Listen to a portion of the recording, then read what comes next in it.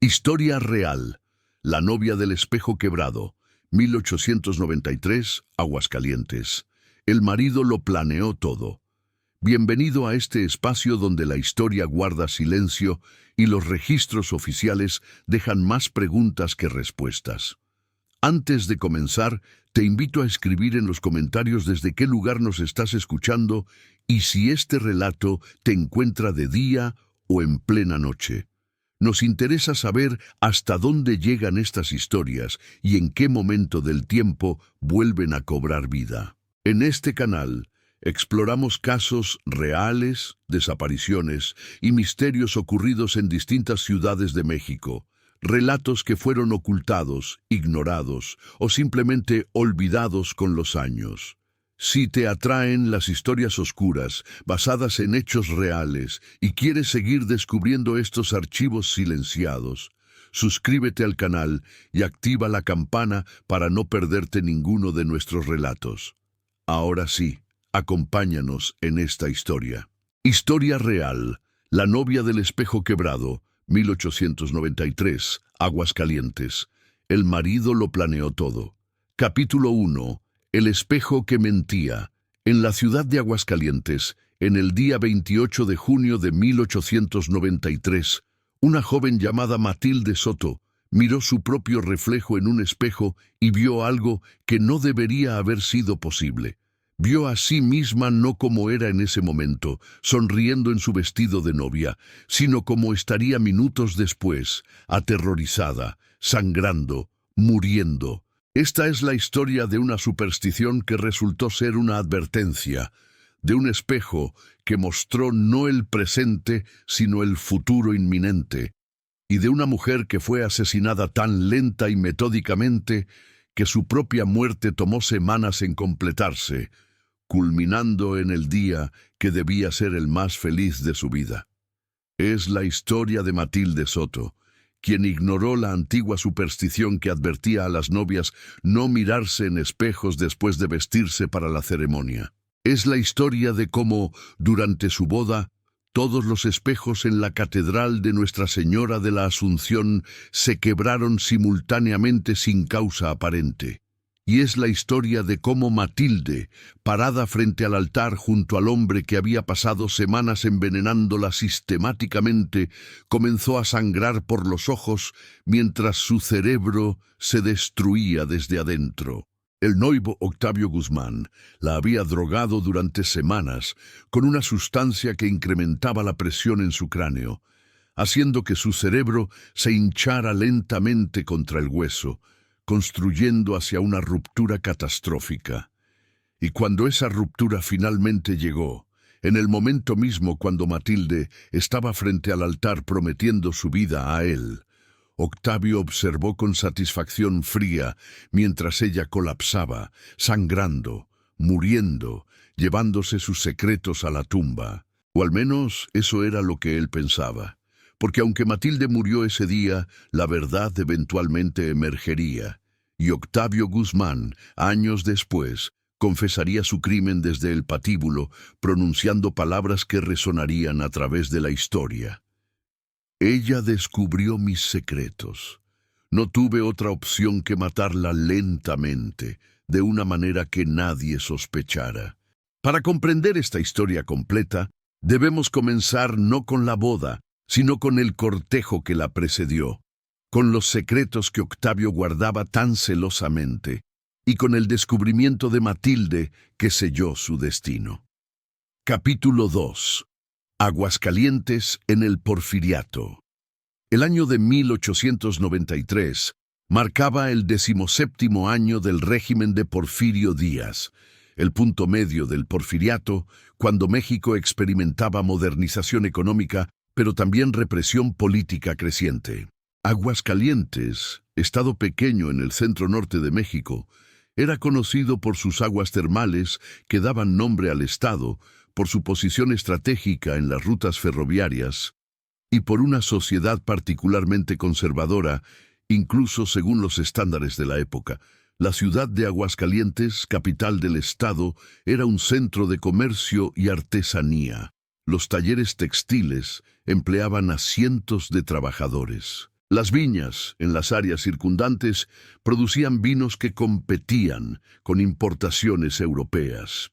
Y el ferrocarril, que había llegado décadas antes, conectaba la ciudad con los mercados del norte y del sur. Pero debajo de esta fachada de progreso, Aguascalientes mantenía tradiciones profundamente arraigadas que se remontaban siglos. La sociedad estaba dominada por familias católicas devotas que asistían a misa diariamente, que seguían rituales religiosos con precisión escrupulosa y que también mantenían creencias supersticiosas que el catolicismo oficial no aprobaba completamente, pero que toleraba. Una de estas supersticiones involucraba espejos y novias. La tradición decía que una novia, una vez vestida completamente para su ceremonia, no debía mirarse en un espejo hasta después de casarse. Las razones variaban según a quién se le preguntaba.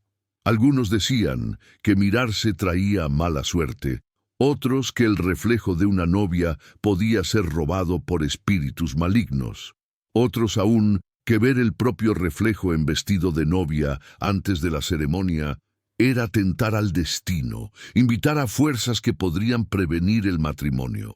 Era una superstición que la mayoría de las novias respetaban, no necesariamente porque creyeran completamente, sino porque ¿por qué arriesgarse?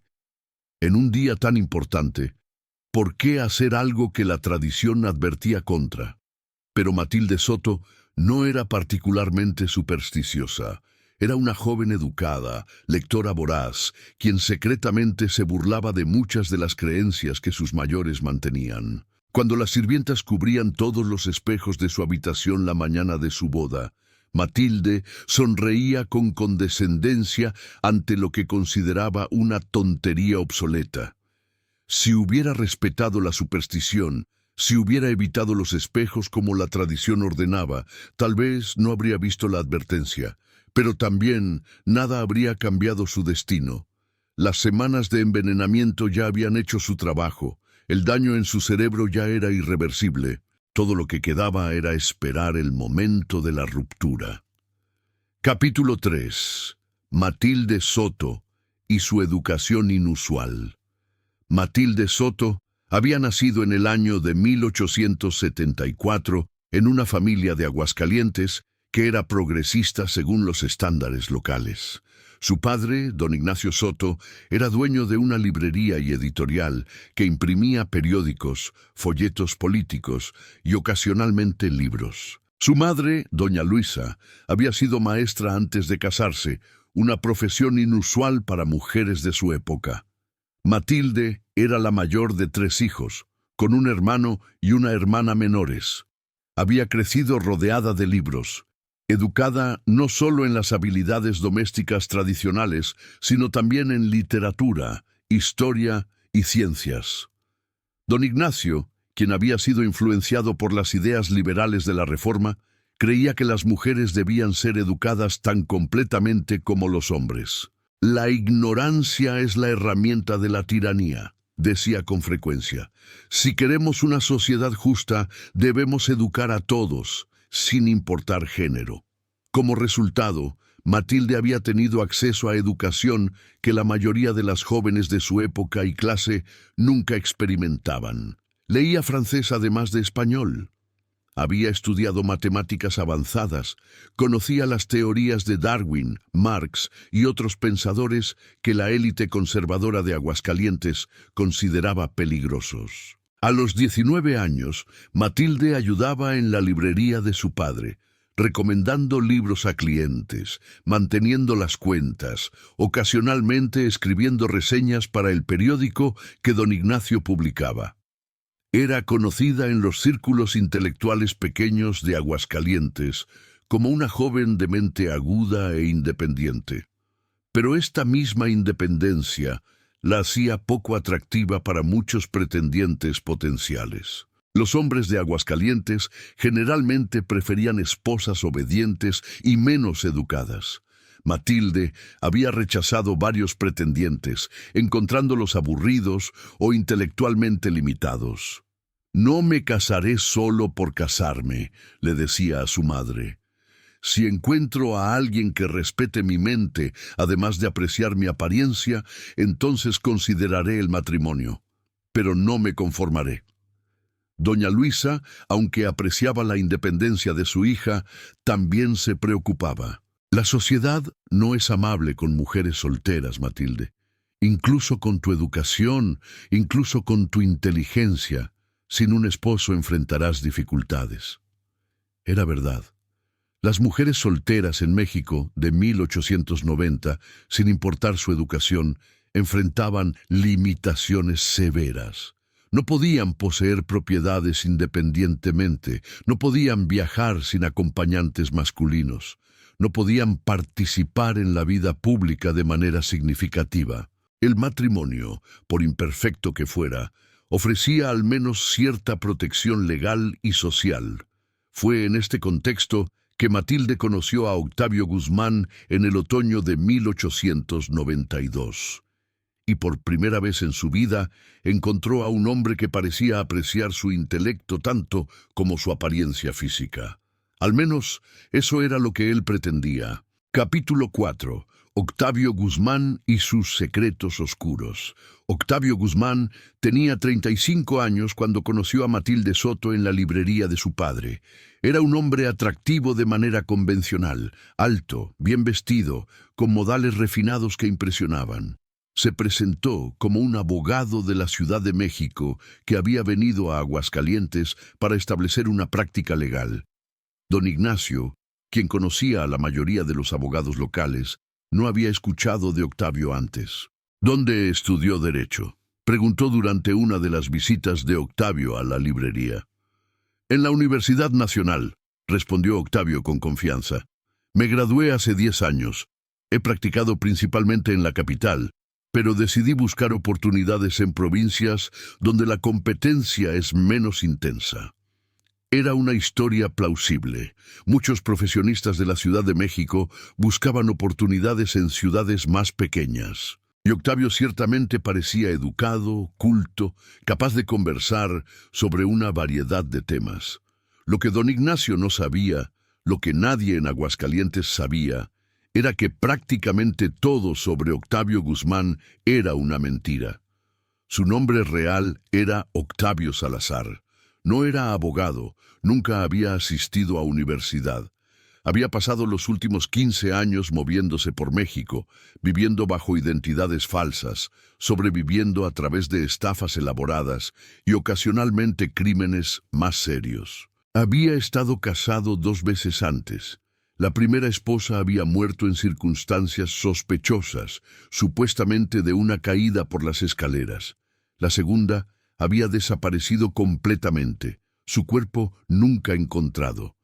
En ambos casos, Octavio había heredado sus posesiones y luego había desaparecido antes de que surgieran demasiadas preguntas. Pero sus crímenes iban más allá del asesinato conyugal. Había defraudado a socios comerciales, había falsificado documentos legales, había extorsionado a personas vulnerables y tenía varios enemigos que lo buscarían con gusto si supieran dónde estaba. Octavio había llegado a Aguascalientes huyendo. Un hombre en Zacatecas había comenzado a hacer preguntas incómodas sobre una inversión fraudulenta. Octavio necesitaba desaparecer de nuevo, establecer una nueva identidad y preferiblemente encontrar otra fuente de ingresos. Cuando conoció a Matilde y se enteró de que su padre era dueño de un negocio próspero, vio una oportunidad. Si podía casarse con Matilde, eventualmente heredaría participación en la librería y editorial. Y si necesitaba acelerar esa herencia, bueno, había hecho cosas similares antes. Comenzó a cortejar a Matilde con la intención calculada de un depredador. Notó que ella respondía a conversación intelectual, así que se aseguró de parecer bien leído. Notó que valoraba la independencia, así que actuó como si respetara sus opiniones. Notó que se burlaba de supersticiones, así que él también adoptó una postura escéptica racional.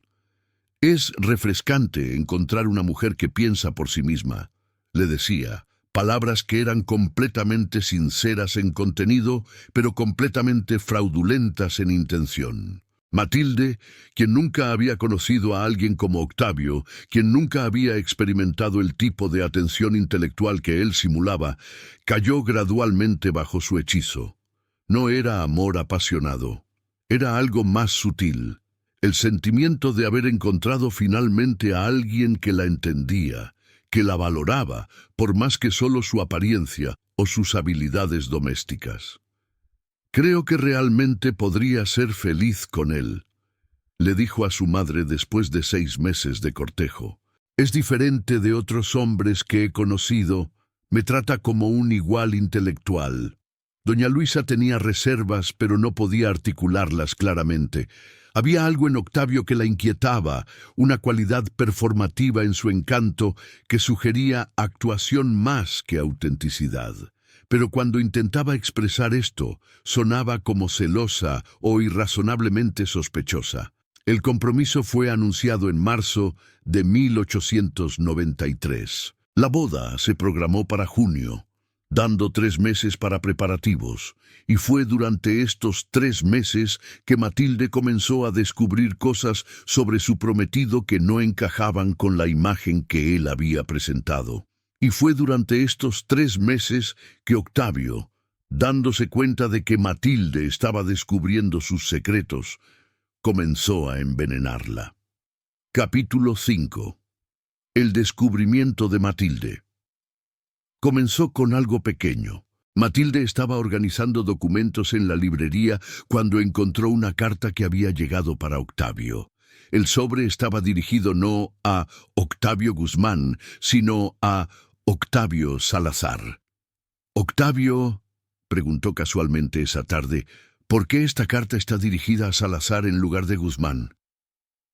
Vio algo cruzar el rostro de Octavio, una expresión que desapareció tan rápidamente que casi pensó que lo había imaginado. Luego sonrió. «Ah, eso. Salazar es el apellido de mi madre. Ocasionalmente uso ambos nombres profesionalmente. En México es común. Era verdad que los mexicanos a veces usaban apellidos maternos. Pero algo en la explicación se sentía ensayada, como si Octavio hubiera preparado esta respuesta por adelantado. Matilde comenzó a prestar más atención y comenzó a notar inconsistencias. Octavio había dicho que se graduó de la Universidad Nacional 10 años antes, lo que sería 1883. Pero cuando Matilde mencionó casualmente un evento histórico significativo que había ocurrido en la universidad ese año, Octavio no mostró reconocimiento. Cuando le preguntó sobre profesores que habrían estado enseñando entonces, sus respuestas eran vagas. «Fue hace tanto tiempo», decía. «Mi memoria de esos años es borrosa». Pero Matilde había asistido a funciones con graduados de la Universidad Nacional. Hablaban de sus años universitarios con detalle vívido, recordaban profesores, compañeros de clase, eventos específicos. La vaguedad de Octavio era atípica, y luego estaban las cartas. Octavio recibía correspondencia que apresuradamente escondía cuando Matilde se acercaba. Una vez, ella alcanzó a ver parte de una carta antes de que él la guardara. Las palabras que leyó no tenían sentido en contexto de un abogado legítimo. «Debes dinero que prometiste. Personas están buscándote. Aconsejo que desaparezcas de nuevo». «¿Quién te escribe?», preguntó Matilde. «Solo un cliente anterior con asuntos sin resolver», respondió Octavio rápidamente. «Nada de qué preocuparse». Pero Matilde estaba comenzando a preocuparse. Comenzó a hacer preguntas discretas. Escribió a conocidos en la Ciudad de México, preguntando si alguien conocía a un abogado llamado Octavio Guzmán. Las respuestas fueron uniformemente negativas. Visitó las oficinas del Colegio de Abogados local, preguntando sobre credenciales de Octavio. No había registro de que hubiera registrado su licencia para practicar en Aguascalientes. ¿Estás seguro?, insistió Matilde. Octavio Guzmán, graduado de la Universidad Nacional. El funcionario verificó de nuevo. No hay nadie registrado bajo ese nombre. Si está practicando derecho sin registro, eso es ilegal. Matilde se sintió enferma. ¿Quién era realmente el hombre con quien estaba comprometida? Confrontó a Octavio esa tarde. No estás registrado con el Colegio de Abogados. No puedo encontrar evidencia de que estudiaste derecho y recibiste una carta dirigida a un nombre diferente. ¿Quién eres realmente?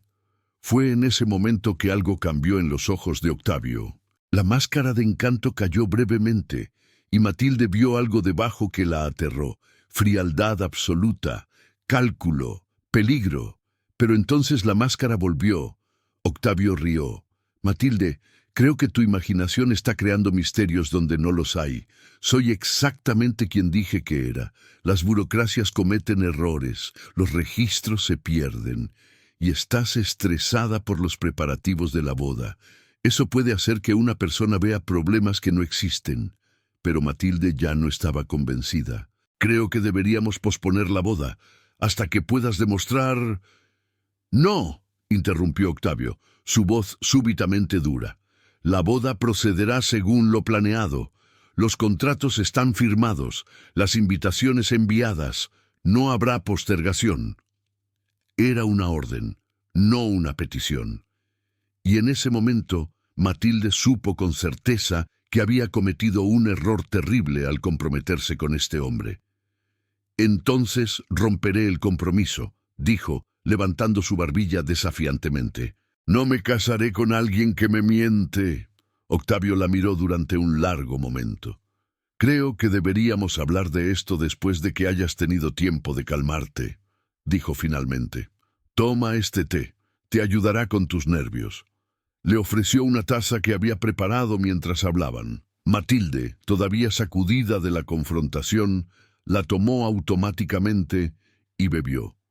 No sabía que acababa de ingerir la primera dosis de la sustancia que durante las próximas semanas lentamente la mataría. Capítulo 6. El envenenamiento gradual. La sustancia que Octavio usaba no era un veneno tradicional como arsénico o cianuro. Era algo más sutil, algo que había aprendido de un curandero corrupto años antes. Una tintura hecha de plantas específicas que causaban inflamación en los tejidos cerebrales. En dosis pequeñas administradas regularmente durante semanas, la sustancia causaba que el cerebro se hinchara gradualmente dentro del cráneo. Los síntomas eran sutiles al principio: dolores de cabeza leves, ocasional mareo, visión ligeramente borrosa, fácilmente atribuibles a estrés o fatiga. Pero con el tiempo, a medida que el cerebro continuaba hinchándose, la presión intracraneal aumentaba. Eventualmente alcanzaría un punto crítico donde cualquier estrés adicional, cualquier elevación de presión arterial, cualquier tensión física o emocional, causaría una ruptura catastrófica de vasos sanguíneos en el cerebro. La muerte cuando llegara sería rápida, dramática y aparentemente natural. Un aneurisma, dirían los médicos, una hemorragia cerebral. Trágico pero no sospechoso, especialmente en una mujer joven bajo el estrés de preparativos de boda. Octavio había usado este método antes. Era más lento que venenos más directos, pero también era prácticamente indetectable. Los síntomas parecían enfermedad ordinaria. Y la muerte, cuando finalmente llegaba, parecía un evento médico desafortunado en lugar de asesinato. Después de su confrontación con Matilde, Octavio supo que necesitaba actuar rápidamente. Ella estaba haciendo preguntas. Estaba descubriendo sus mentiras. Si le daba suficiente tiempo, eventualmente encontraría evidencia que no podría explicar, evidencia que llevaría a las autoridades a investigar su pasado. Así que comenzó a administrar la sustancia en cada oportunidad. La ponía en el té que le traía cuando visitaba la librería. La mezclaba con el vino que compartían durante cenas. La añadía al agua que ella bebía de una jarra que siempre dejaba en su escritorio. Matilde comenzó a experimentar síntomas dentro de días. Dolores de cabeza que ella atribuía al estrés de los preparativos de boda. Mareos ocasionales que pensaba eran de no comer lo suficiente. Momentos de visión borrosa que asumía eran de fatiga ocular por leer demasiado. «Tal vez deberías ver a un médico», sugirió doña Luisa con preocupación creciente. «Estoy bien, mamá», respondía Matilde. «Solo son nervios de boda». Pero los síntomas empeoraban. Comenzó a tener dificultad durmiendo, despertando con dolores de cabeza severos que tardaban horas en disminuir. Su visión se volvía borrosa con más frecuencia. Ocasionalmente experimentaba náuseas sin razón aparente, y algo más estaba sucediendo, algo que Matilde no podía explicar, pero que la aterraba. Comenzó a ver cosas en espejos que no debían estar allí. Al principio eran solo destellos. Su reflejo, que parecía ligeramente desincronizado con sus movimientos reales. Sombras que aparecían detrás de ella en el espejo, pero que no estaban presentes cuando se volvía. «¿Estoy volviéndome loca?», se preguntaba. «¿O algo está realmente mal?». Intentó contarle a Octavio sobre los síntomas. «He estado sintiendo muy mal últimamente. Tal vez deberíamos posponer la boda hasta que me sienta mejor». «Absolutamente no», respondió Octavio firmemente. «Ya hemos pospuesto suficiente. La boda procederá según lo planeado». Su insistencia era nueva.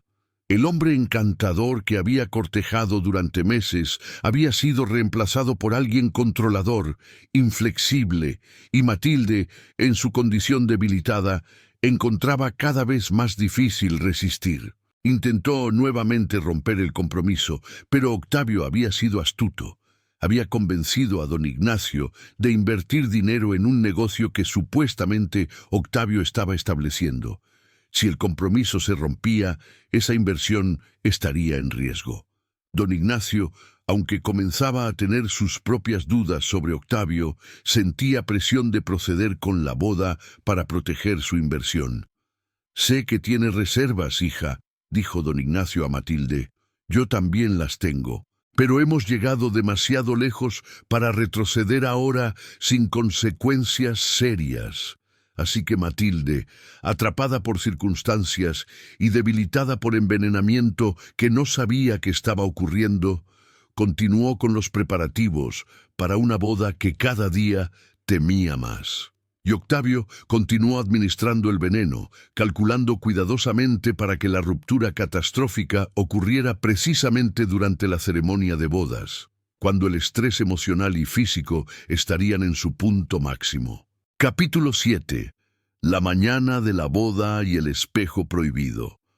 La mañana del 28 de junio de 1893 amaneció calurosa y brillante en Aguascalientes. Matilde despertó con el peor dolor de cabeza que había experimentado, una presión constante detrás de sus ojos que hacía que incluso la luz del sol, filtrándose por las cortinas, fuera dolorosa. «Tal vez no debería casarme hoy», pensó. «Tal vez esto es una señal». Pero su familia ya estaba en movimiento, las sirvientas entrando y saliendo de su habitación con agua caliente para su baño, con el vestido de novia cuidadosamente preservado, con flores para su cabello. Era demasiado tarde para detener la maquinaria que había sido puesta en movimiento. Doña Luisa entró con una taza de té. «Para tus nervios», dijo suavemente. Matilde bebió el té, sin saber que Octavio había sobornado a una de las sirvientas para añadir una última dosis de su veneno a la taza. Esta dosis final llevaría la presión intracraneal de Matilde justo al borde de la ruptura. Todo lo que se necesitaría entonces sería el estrés de la ceremonia misma para empujarla al límite. Las sirvientas la ayudaron a vestirse. El traje de novia era hermoso, satén blanco con encaje elaborado, perlas bordadas en el corpiño, una cola larga que se extendía detrás de ella. El velo era de encaje antiguo que había pertenecido a la abuela de Matilde. Mientras las sirvientas trabajaban, cubrieron todos los espejos en la habitación según la tradición. «No debe mirarse hasta después de casarse», explicó la sirvienta más anciana. «La tradición dice que trae mala suerte». Matilde, incluso en su estado debilitado, encontró esto absurdamente supersticioso. «Son solo espejos», murmuró. «No pueden hacer daño». Cuando las sirvientas salieron momentáneamente de la habitación para buscar algo, Matilde, impulsada por curiosidad y por un deseo de ver cómo lucía en su traje completo, retiró la tela que cubría el espejo grande en la esquina de su habitación, y lo que vio la llenó de terror absoluto. Su reflejo en el espejo no coincidía con lo que sabía que estaba haciendo. Mientras ella estaba parada, sonriendo débilmente, su reflejo tenía una expresión de terror puro, su boca abierta en un grito silencioso, sus ojos desorbitados, y sangre, roja y brillante, corriendo de esos ojos como lágrimas carmesíes. Matilde se tambaleó hacia atrás, casi cayendo. Cuando miró el espejo de nuevo, su reflejo era normal, coincidiendo con sus propios movimientos, sin expresión de terror, sin sangre. «¿Qué fue eso?», jadeó. «¿Lo imaginé? ¿Estoy perdiendo la cordura?». Las sirvientas regresaron y encontraron a Matilde pálida y temblando. «¿Qué pasó?», preguntó una. «El espejo», susurró Matilde. «Vi algo en el espejo. Mi reflejo era diferente. Había sangre». Las sirvientas intercambiaron miradas significativas. La anciana se persignó. «Le advertimos que no mirara. La tradición existe por razones. Los espejos muestran verdades que no deberíamos ver antes de tiempo». «¿Qué significa?», preguntó Matilde, su voz subiendo en pánico. «¿Qué vi?». Ninguna de las sirvientas respondió directamente, pero sus expresiones decían que habían escuchado historias similares antes, historias de novias que vieron presagios en espejos y que no vivieron para ver su primer aniversario. Matilde intentó calmarse. Era el estrés, se dijo a sí misma. Los dolores de cabeza, los síntomas que había estado experimentando, estaban causando alucinaciones. No había nada sobrenatural. Era solo su mente jugándole trucos.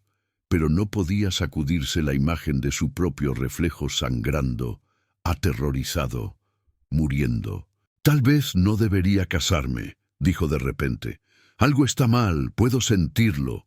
Doña Luisa, quien había entrado justo a tiempo para escuchar esto, tomó las manos de su hija. «Matilde, todos tienen dudas el día de su boda.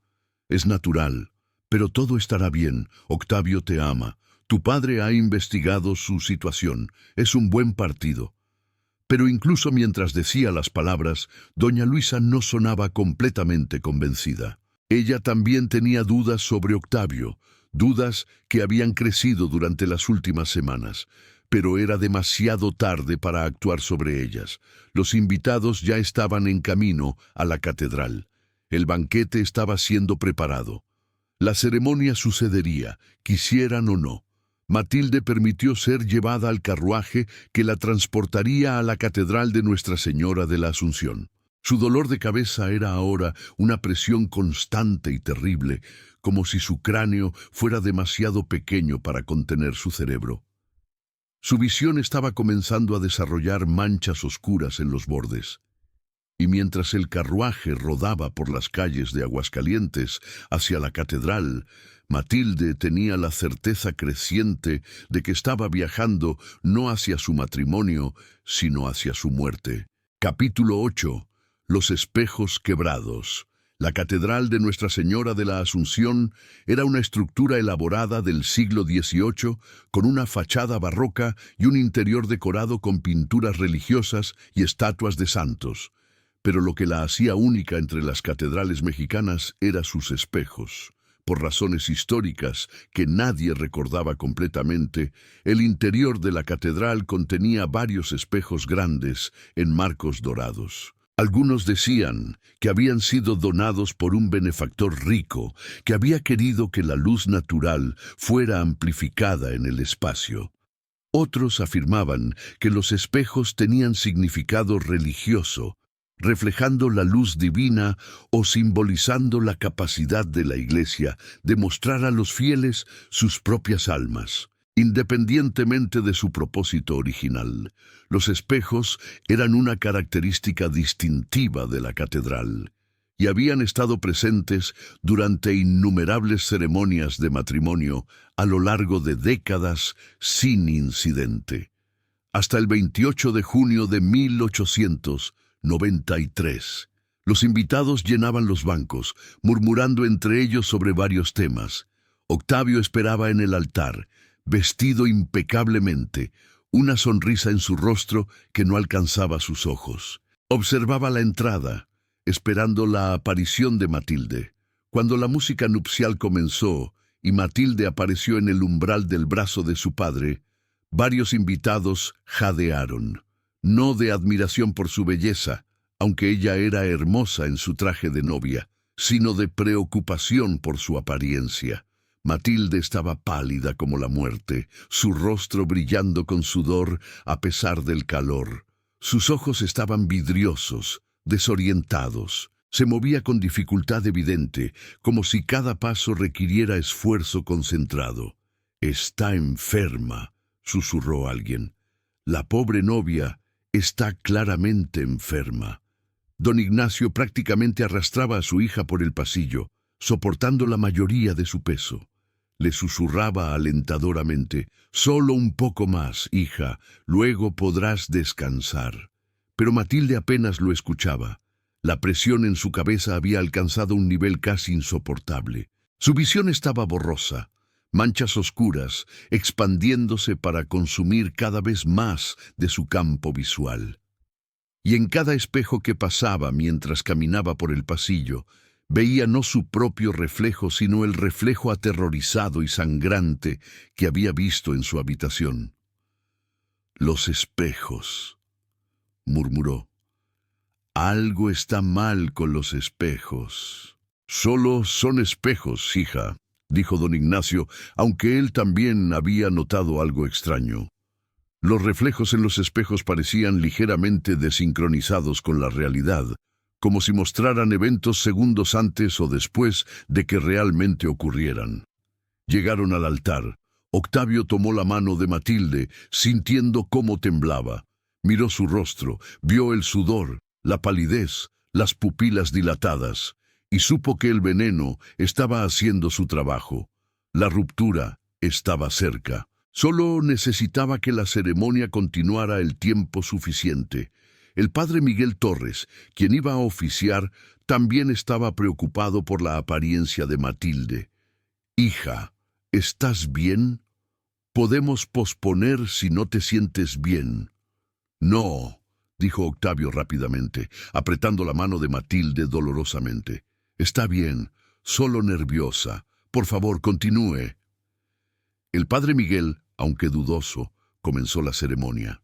Las palabras tradicionales sobre amor y compromiso resonaban por la catedral mientras Matilde se balanceaba en su lugar, luchando por permanecer consciente.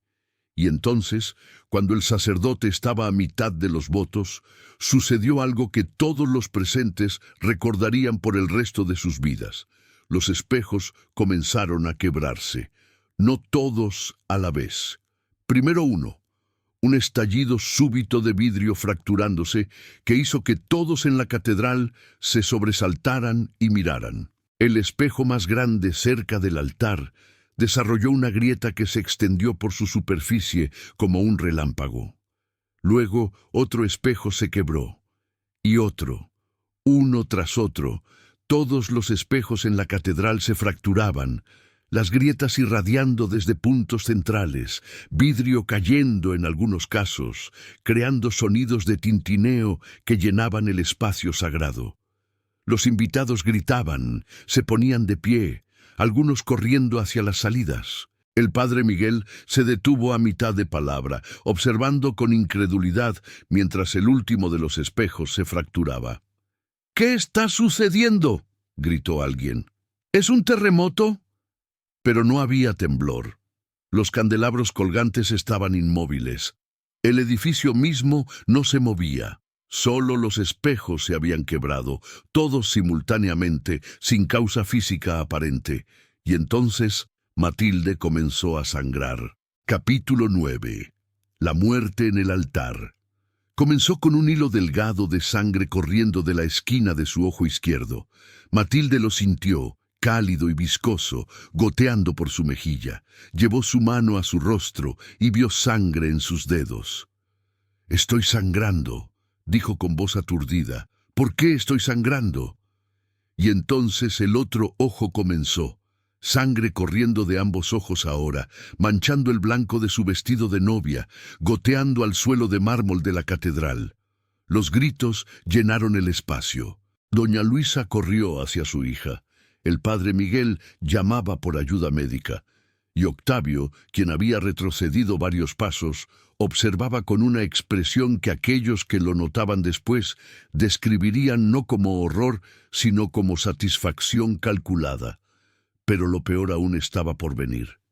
Matilde sintió algo estallar dentro de su cabeza, un dolor tan severo que eclipsó todo lo que había experimentado antes. Gritó, un sonido de agonía pura que resonó por la catedral. Sus ojos, ya sangrando, comenzaron a sangrar más profusamente. La sangre salía no en hilos, sino en chorros, como si una presa se hubiera roto dentro de su cráneo. Y luego comenzó a salir sangre de su nariz, de sus oídos, incluso de su boca, mientras colapsaba en el suelo. «¡Un médico!», gritaba don Ignacio. «¡Alguien traiga un médico!». El doctor Álvaro Medina, quien había estado entre los invitados, corrió hacia adelante. Se arrodilló junto a Matilde, intentando evaluar qué estaba sucediendo. Pero incluso con su entrenamiento médico, nunca había visto nada así. «Es su cerebro», murmuró. «Algo está sucediendo en su cerebro, hemorragia masiva». Matilde convulsionaba en el suelo, su cuerpo sacudiéndose violentamente. Sus ojos, abiertos pero sin ver, miraban fijamente al vacío mientras la sangre continuaba fluyendo. Intentó hablar, pero solo salieron sonidos gorgoteantes, palabras ahogadas por la sangre que llenaba su garganta. Doña Luisa sostenía a su hija, llorando incontrolablemente. «No, no, no. Matilde, quédate conmigo. Por favor, quédate conmigo». Pero no había nada que pudiera hacerse. La hemorragia cerebral era demasiado masiva, demasiado extensa. Vasos sanguíneos por todo el cerebro de Matilde habían estallado simultáneamente, un resultado directo de las semanas de presión intracraneal aumentada causada por el veneno de Octavio. Los últimos momentos de Matilde fueron de agonía incomprensible, pero en algún lugar en medio del dolor tuvo un momento de claridad terrible. Sus ojos, sangrando y muriendo, encontraron a Octavio parado a cierta distancia, observando. Y en ese momento Matilde supo que esto no era un evento médico aleatorio. Supo que había sido envenenada.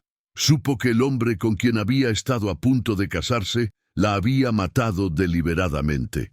Intentó hablar, intentó acusar, pero no salieron palabras. Solo sangre.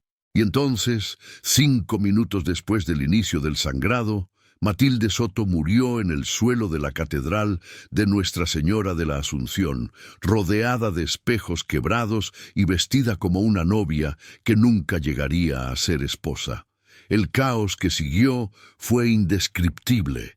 Los invitados huyendo de la catedral, algunos llorando, otros simplemente en shock. El padre Miguel administrando últimos ritos a un cuerpo que ya no contenía vida. Y Octavio Guzmán retrocediendo silenciosamente hacia la salida, preparándose para desaparecer antes de que surgieran preguntas. Pero esta vez su escape no sería tan fácil. Capítulo 10. La investigación y el arresto. La muerte de Matilde Soto fue tan dramática, tan inexplicable, que exigía investigación, incluso en una época cuando las muertes repentinas a menudo eran aceptadas sin cuestionamiento. El doctor Medina, quien había presenciado sus últimos momentos, insistió en una autopsia completa. «Nunca he visto una hemorragia cerebral que se presente así», dijo a las autoridades. «La cantidad de sangrado, la manera en que vino de múltiples orificios simultáneamente, sugiere algo más que un aneurisma natural». La autopsia fue realizada al día siguiente por el doctor Medina junto con un médico especializado de la Ciudad de México que casualmente estaba visitando Aguascalientes. Los hallazgos fueron perturbadores. El cerebro de Matilde mostraba evidencia de inflamación crónica. Los tejidos cerebrales estaban hinchados de manera consistente con exposición prolongada a alguna sustancia irritante. Y cuando se analizaron muestras de su cabello y tejidos, se detectaron trazas de compuestos que no debían estar presentes. «Fue envenenada», declaró el doctor Medina. «No de manera aguda, con una sola dosis grande, sino crónicamente durante semanas. Alguien administró sistemáticamente una sustancia que causó que su cerebro se hinchara dentro de su cráneo». La ruptura durante la ceremonia fue inevitable, dados meses de exposición. Las autoridades de Aguascalientes comenzaron a investigar, interrogaron a familiares, amigos, sirvientes, y gradualmente un patrón emergió. Varias personas recordaban que los síntomas de Matilde, los dolores de cabeza y mareos, habían comenzado solo después de su compromiso con Octavio. Una sirvienta confesó llorando que Octavio la había sobornado para añadir medicina al té de Matilde esa mañana. Cuando se le mostró la sustancia, el especialista de la Ciudad de México la identificó inmediatamente como la misma que había causado la inflamación cerebral. Pero cuando las autoridades fueron a arrestar a Octavio Guzmán, había desaparecido. Su habitación en la pensión donde había estado viviendo estaba vacía, sus posesiones desaparecidas. Había huido inmediatamente después de la ceremonia, probablemente anticipando que podría haber una investigación. Una búsqueda fue lanzada. Telegramas fueron enviados a ciudades vecinas, y fue entonces cuando comenzaron a llegar respuestas que revelaban la verdadera naturaleza de Octavio. De Zacatecas, un hombre coincidiendo con la descripción de Octavio era buscado por fraude bajo el nombre Octavio Salazar. De Guadalajara, un hombre similar era sospechoso en la desaparición de una mujer casada que había desaparecido después de invertir con él en un negocio fraudulento. De la Ciudad de México, registros mostraban que nunca había habido un estudiante llamado Octavio Guzmán o Octavio Salazar graduado de la Universidad Nacional. El hombre que había cortejado a Matilde era un criminal profesional, un estafador y asesino que había usado múltiples identidades a lo largo de años. Y había matado a Matilde Soto cuando ella comenzó a descubrir sus mentiras. La búsqueda de Octavio se extendió por todo México. Pasaron semanas sin señales de él, pero eventualmente un telegrama llegó de Veracruz.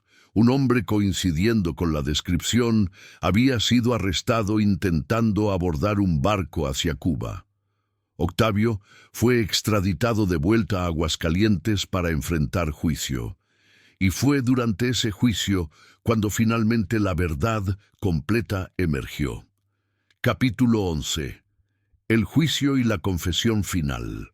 El juicio de Octavio Guzmán, o Salazar como se reveló que era su nombre real, comenzó en octubre de 1893. Era uno de los juicios más sensacionales en la historia de Aguascalientes, atrayendo atención nacional. La evidencia presentada era abrumadora. El testimonio médico sobre el envenenamiento, la confesión de la sirvienta que había sido sobornada, los múltiples testimonios de personas de otras ciudades sobre sus crímenes anteriores. los documentos falsos que había usado para establecer su identidad fraudulenta. Pero lo más convincente fue el testimonio de don Ignacio sobre cómo Matilde había comenzado a descubrir las mentiras de Octavio, cómo había cuestionado sus credenciales, cómo había confrontado sobre su identidad. Ella descubrió quién era realmente, testificó don Ignacio con voz quebrada. Y por eso la mató, la envenenó durante semanas para que cuando muriera pareciera natural. Pero no contó con que la muerte sería tan dramática, tan obviamente anormal, que demandaría investigación. Octavio se sentó durante el juicio con expresión impasible, no mostrando remordimiento, no ofreciendo defensa significativa. Cuando su abogado intentaba argumentar que la muerte había sido accidental, que Octavio no había pretendido matar a Matilde, Octavio lo interrumpía. «No mienta por mí», decía. «La maté deliberadamente. Ella descubrió mis secretos. No tuve otra opción». El jurado deliberó durante menos de una hora. El veredicto: culpable de asesinato premeditado. La sentencia bajo las leyes de la época: muerte por ahorcamiento. Octavio fue encarcelado mientras esperaba su ejecución. Y fue durante este período, en conversaciones con un sacerdote que venía a ofrecer servicios religiosos, que finalmente confesó los detalles completos de su crimen y sus crímenes anteriores. Matilde fue inteligente, dijo con algo que podría haber sido respeto si fuera capaz de tal emoción. Más inteligente que mis víctimas anteriores. Comenzó a hacer las preguntas correctas. Comenzó a encontrar inconsistencias en mi historia. Solo fue cuestión de tiempo antes de que descubriera todo. ¿Qué descubrió?, preguntó el sacerdote. Que yo no era abogado, que mi nombre era falso, que había estado casado antes, y comenzaba a sospechar sobre qué les había sucedido a esas esposas anteriores. Entonces la envenenó. Lentamente, durante semanas, la sustancia que usé causa inflamación cerebral gradual. En dosis pequeñas, durante tiempo suficiente, construye presión que eventualmente resulta en ruptura catastrófica. Es casi indetectable porque la muerte parece ser un aneurisma natural. ¿Por qué hacer que muriera durante la ceremonia? ¿Por qué no antes? Octavio sonrió sin humor. Quería que pareciera que había muerto de estrés emocional de la boda, y francamente había cierta elegancia en hacer que muriera justo cuando estaba a punto de convertirse legalmente en mi esposa. Si hubiera muerto 5 minutos después de que el sacerdote nos declarara casados, yo habría heredado todo como su viudo. Pero no llegó tan lejos. No. Los síntomas se manifestaron minutos demasiado pronto. Debía haber calculado mejor el tiempo. Era una discusión de asesinato en términos puramente técnicos, sin reconocimiento de que había destruido una vida humana, había devastado una familia, había cometido uno de los crímenes más crueles imaginables. El sacerdote preguntó sobre los espejos, sobre el fenómeno inexplicable de todos quebrándose simultáneamente. ¿Sabe usted qué causó eso? Octavio se encogió de hombros. No tengo explicación. Tal vez fue coincidencia. Tal vez había alguna falla estructural que causó que todos fallaran al mismo tiempo. O tal vez, y aquí sonrió con una expresión inquietante, tal vez realmente había fuerzas sobrenaturales intentando advertir a Matilde, intentando detenerme. Si es así, fallaron. ¿No siente remordimiento?, preguntó el sacerdote, incapaz de contener la pregunta. Remordimiento requiere que crea que hice algo moralmente incorrecto, respondió Octavio. Hice lo necesario para proteger mis intereses. Matilde se interpuso en mi camino. La removí. Es así de simple. Era la admisión de un psicópata, alguien completamente desprovisto de empatía o conciencia moral, y sellaba su destino completamente. Capítulo 12. La ejecución y el misterio de los espejos. La ejecución de Octavio Salazar fue programada para el 15 de diciembre de 1893, casi 6 meses después de la muerte de Matilde. Se llevó a cabo en el patio de la prisión de Aguascalientes, con testigos oficiales presentes según requería la ley. Octavio caminó al patíbulo sin mostrar miedo visible. Rechazó la venda para los ojos, y cuando se le dio la oportunidad de últimas palabras, habló con voz clara que llevaba por todo el patio. Matilde Soto descubrió mis secretos, dijo. Descubrió que yo era un impostor, un criminal, un asesino. No tuve otra opción que matarla antes de que pudiera exponer todo. La envenené lentamente, calculadamente, planeando que muriera de manera que pareciera natural. Fallé en eso, pero no lamento haberlo intentado. Solo lamento haber sido capturado. No hubo disculpa, no hubo expresión de remordimiento. Solo una admisión fría de culpa y una declaración de que repetiría el crimen si pudiera. La trampa cayó. Octavio murió instantáneamente, su cuello rompiéndose con la caída. Y con su muerte, el capítulo legal del caso de Matilde Soto se cerró. Pero el misterio de los espejos quedó sin resolver. En los días siguientes a la muerte de Matilde, equipos de expertos habían examinado los espejos quebrados en la catedral. Buscaban causas estructurales que pudieran explicar las fracturas simultáneas. Verificaban vibraciones, cambios de temperatura, cualquier factor físico que pudiera haberlo causado. No encontraron nada. Los espejos habían sido instalados en diferentes momentos durante décadas. Eran de diferentes fabricantes. Estaban montados de maneras diferentes. No había razón física para que todos fallaran simultáneamente. Y sin embargo, lo habían hecho. En el momento preciso cuando Matilde estaba parada en el altar, minutos antes de que comenzara a sangrar, todos los espejos en la catedral se habían quebrado. Algunos atribuyeron a fuerzas sobrenaturales. Decían que los espejos habían reflejado el futuro de Matilde, habían visto su muerte inminente y se habían quebrado en protesta o advertencia. Era una explicación que resonaba con aquellos que creían en la superstición original sobre novias y espejos. Otros buscaban explicaciones más científicas. Tal vez había habido un evento sísmico menor que solo los espejos habían detectado. Tal vez cambios de presión atmosférica. Tal vez algún fenómeno que la ciencia de 1893 no podía medir adecuadamente. Pero ninguna explicación era completamente satisfactoria. El evento quedó como uno de los grandes misterios de Aguascalientes, discutido durante décadas entre creyentes y escépticos. Los espejos quebrados fueron removidos de la catedral y reemplazados con nuevos. Pero se hizo una decisión de no instalar tantos espejos esta vez.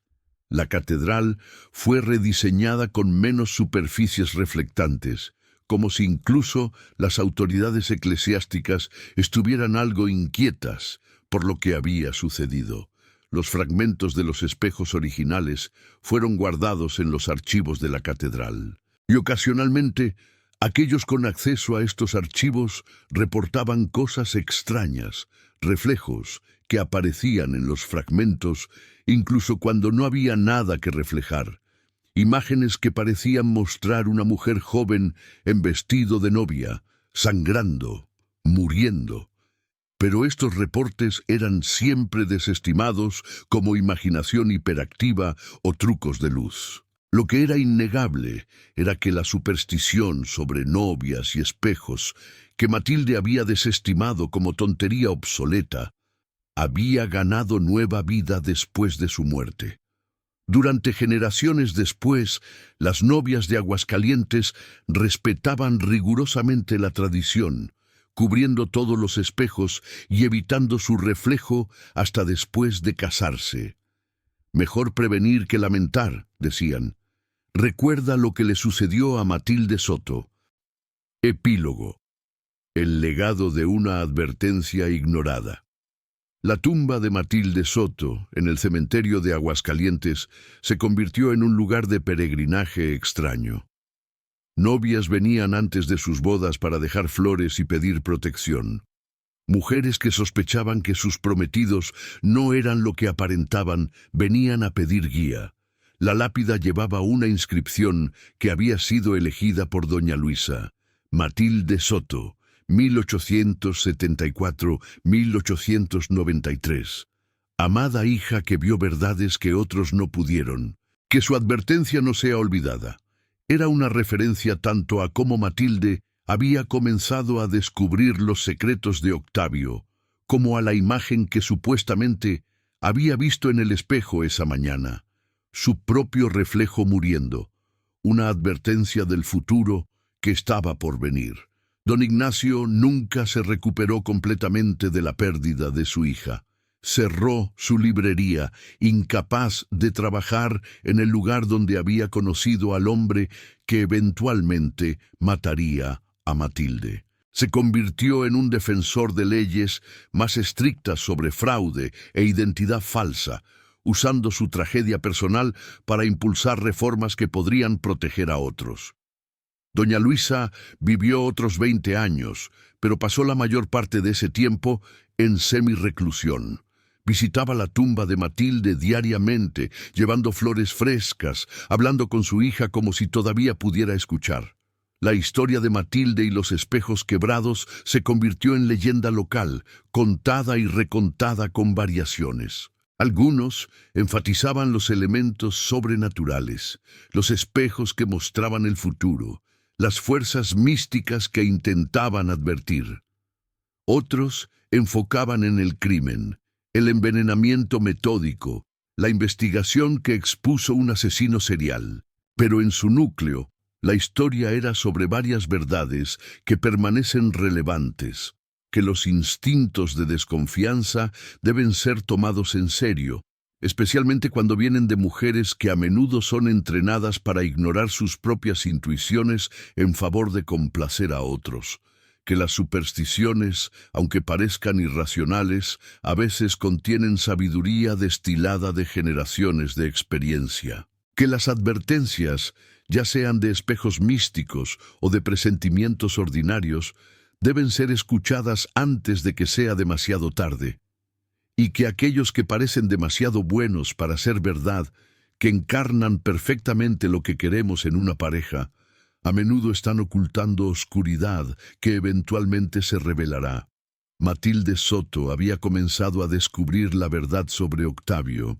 Había hecho las preguntas correctas, había notado las inconsistencias, había confiado en sus instintos de que algo estaba mal.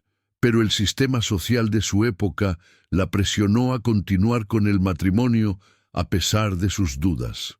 Su familia, preocupada por honor e inversiones financieras, la empujó hacia adelante cuando debería haberla protegido, y Octavio, dándose cuenta de que su tapadera estaba siendo expuesta, eligió el asesinato sobre el escape. Eligió matar a la mujer que había descubierto sus secretos, en lugar de simplemente desaparecer como había hecho antes.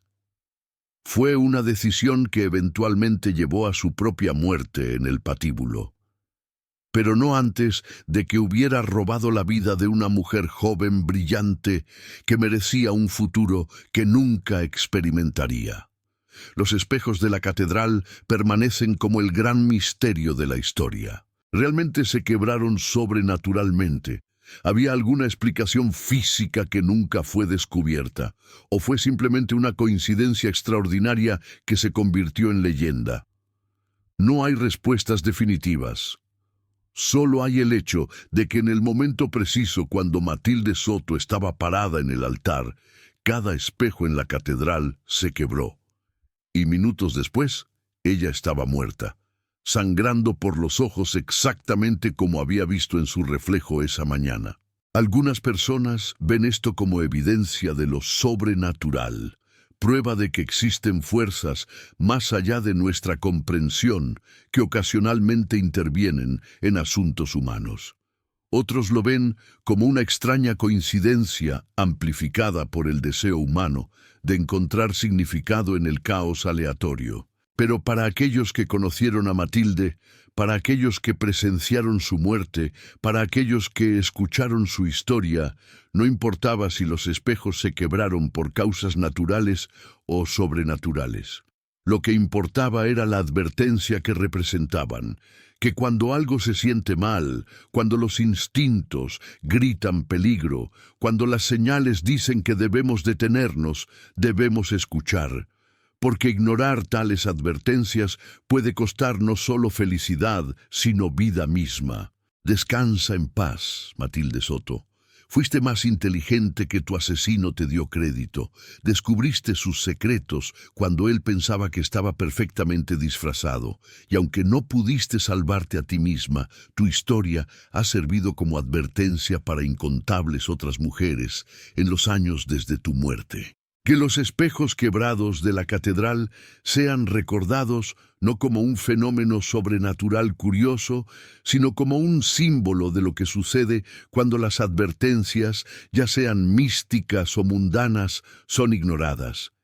Y que tu muerte no haya sido en vano si puede ayudar a otros a confiar en sus instintos y protegerse de aquellos que les harían daño. Si esta historia te ha conmovido, si te ha hecho reflexionar sobre la importancia de confiar en los instintos, de escuchar advertencias y de investigar a aquellos que parecen demasiado perfectos, te invito a que dejes un me gusta en el video y te suscribas al canal para más historias de misterios históricos, crímenes que involucran elementos inexplicables y casos que desafían las líneas entre lo natural y lo sobrenatural. Activa la campanita de notificaciones. Y te pregunto, ¿crees que los espejos realmente mostraron a Matilde su futuro o fue una alucinación causada por el veneno que ya estaba en su sistema? ¿Deberían las supersticiones ser respetadas incluso por aquellos que no creen en ellas? ¿Cómo podemos crear una sociedad donde las mujeres se sientan empoderadas para confiar en sus instintos y retroceder de situaciones peligrosas sin presión de continuar? Comparte tus pensamientos en los comentarios. Gracias por escuchar la historia de la novia del espejo quebrado. La mujer que vio su propia muerte reflejada y murió exactamente como la advertencia había predicho. Hasta el próximo caso.